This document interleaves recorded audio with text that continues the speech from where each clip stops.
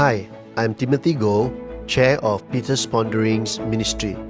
This is a ministry initiated by volunteers. We hope to bring biblical and inspirational perspective on life. Our vision is to instill courage, provoke thinking, and extend God's love in our world. If you have been blessed, we encourage you to sow into this ministry so that we can bless more people. Below are the ways that you can give.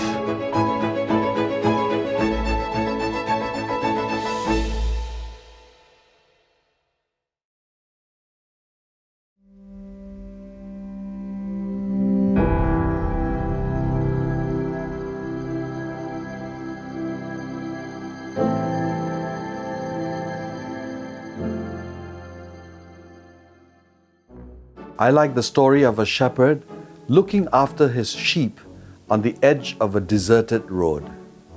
Suddenly, a brand new Jeep Cherokee screeches to a halt next to him. The driver, a young man dressed in a Hugo Boss suit, Bruno Magli shoes, Oakley shades, and a 𝐬𝐮𝐻𝐻 tie, gets out and asks the shepherd, "If I guess how many sheep you have, would you give me one of them?" The shepherd looks at the young man, then looks at the sheep which were grazing, and said, "All right." The young man turns on his Solarian smartphone, enters a NASA site, scans the ground using his GPS, opens a database and 60 Excel tables filled with algorithms. He then turns to the shepherd and said, "You have exactly 1,586 sheep here." The shepherd answers, "That's correct. You can have your sheep." The young man takes the animal and puts it in the back of his Jeep. The shepherd looks at him and asks, "If I guess your profession, will you return my sheep to me?" The young man answers, "Yes, why not?" The shepherd said, "You must be a management consultant." Taken aback, the young man asks, "How did you know?" "Very simple," answers the shepherd. "Firstly, you come here without being called. Secondly, you charge me to tell me something I already know. Thirdly, you do not understand anything about what I do because you took my dog." The story is a reminder of the convoluting contradiction we all are. We are sophisticated and urbane professionals, competent in our chosen fields, resplendent in the outfits of success, and knowledgeable in a plethora of subjects, and yet vulnerable and defenseless enough to make errors as fundamental as mistaking a dog for a sheep. Certainly, anyone operating in a market-driven economy understands the intricate workings and profound implications of time. We understand the meaning of deadlines in our work. We scrutinize the timing of our actions and weigh its implications on the final outcome. We track our progress on a timeline to determine what and how much more need to be done to ensure success. Yet, we easily make fundamental mistakes about time and eternity. Let's ponder on some implications of time as we enter a new year. Firstly, time is the irreversible change agent. Every change in and to life requires time. Progress needs time. So does decay. When something goes wrong in life, or we make an irretrievable mistake, we cannot turn back the clock, as a popular song laments. Time marches on. You cannot stop its tide. It is irreversible. Heraclitus, the father of modern existential philosophy, said, whatever is changing. To him, the only thing that is permanent in the universe is change. Every experience and encounter is a process. It is dynamic and moving. He said you cannot step into the same river twice. You put your left foot into a running river, then when your right foot follows, the river has already moved on.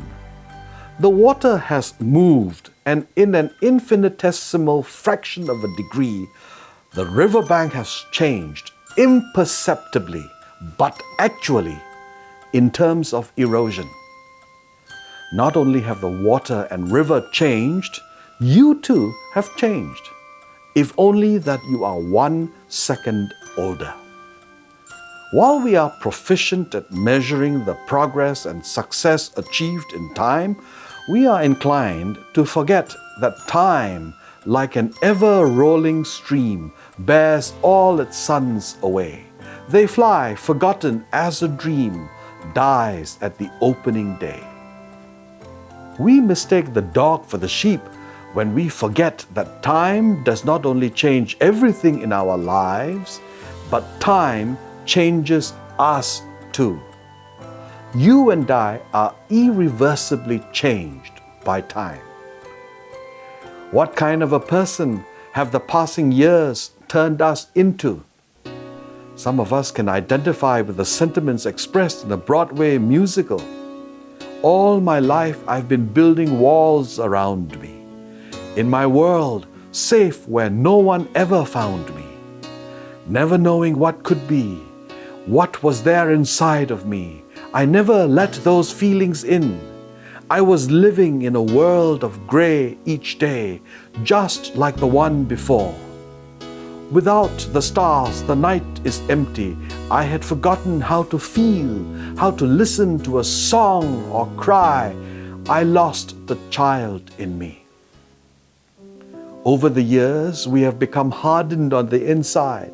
We have steeled ourselves to survive in the marketplace so we won't feel pain inside.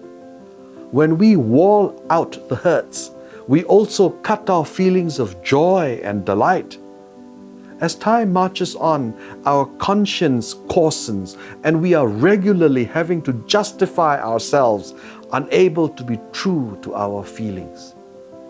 We can only regret that the banks of human compassion have been eroded by the rushing river of achievement. Only one who is timeless can reach into our souls to remake and recalibrate us so we can be truly human with our sensitivities restored. As the songwriter intuitively expresses our longing, Painter of the universe, you can make my picture right. With colors of the rainbow, colors of the sea, fill my life with colors you have prepared for me. Colors full of brightness, colors full of hope. Paint the picture I was meant to be. Secondly, time is currency for investment. The success of a life is measured by the degree of contentment and fulfillment. We strive towards that goal by exchanging our days and time for activities and relationships. Somewhere along the way, we have mistaken the dog for the sheep when we confuse our achievement quotient for our contentment quotient. We are all making investments in life. Time and energy are the currency with which we invest. We invest what is important to us, to factors beyond our control, hoping they will bring us happiness and contentment. Painfully, too many of us find that in the end, the returns on our investments leave us impoverished and unfulfilled. Success is definitely a worthy goal in life, but success is perceived differently. At age 4, success is not peeing in our pants. At age 12, success is having friends. At age 20, but much younger today, success is having sex. At age 30, success is making money. At age 60, success is having sex. At age 70, success is having friends. At age 80, success is not peeing in our pants. Life is one big cycle with success described differently at different stages. True success will make us contented, not empty.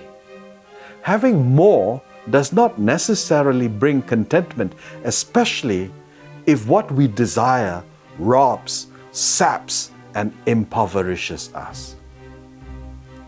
I read of a movie plot about some shipwrecked men who are left drifting aimlessly on the ocean in a lifeboat. As their days pass under the scorching sun, their rations of food and water gave out. The men grew deliriously thirsty. One night, while the others are asleep, one man ignores all previous warnings and gulps down some salt water. He quickly dies. Ocean water contains 7 times more salt than the human body can safely ingest. Drinking it, a person dehydrates because the kidneys demand extra water to flush out the overload of salt. The more salt a person drinks, the thirstier he gets. He actually dies of thirst while drinking. More is no guarantee of contentment. The investments we make with our time have repercussions in life and beyond. We cannot reinvest once our time is up. The rewards on our investments of time are of the magnitude of life and death. Scott Peck reminds us, until you value yourself, you won't value your time. Until you value your time, you will not do anything with it. Thirdly, time ends in eternity. Anthropologists tell us that in every culture there is the sense that physical death does not end all. The Romans had a practice of lighting up their tombs. In several instances, gigantic candles or lamps were constructed with a fuel reserve that would last for centuries.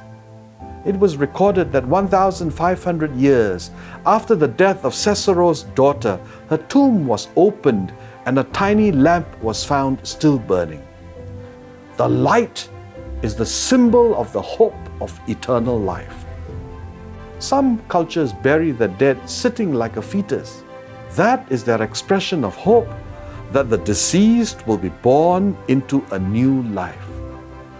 What brings us anxiety about the passing of time is the great unknown beyond it. We do not want to talk about death because we are afraid of endings. There is a finality about it. That finality mocks our achievements in life. It humiliates us and robs us of our dignity.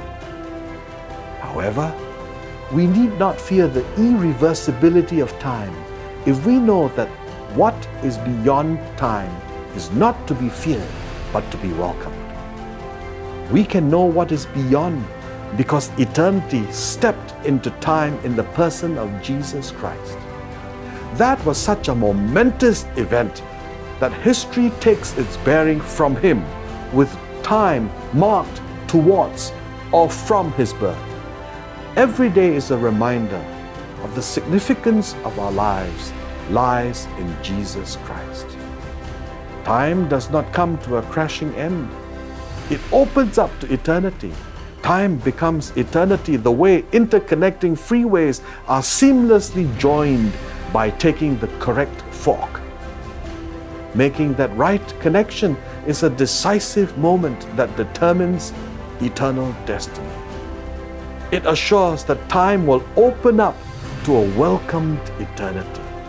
It ensures the returns of contentment for the investments made in time. In making that critical decision, we dare not mistake the dog for the sheep.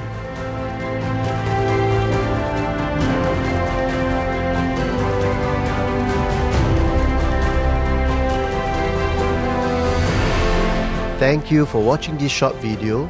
We hope you have been blessed. This is a question for this session for you to ponder and to discuss with your group.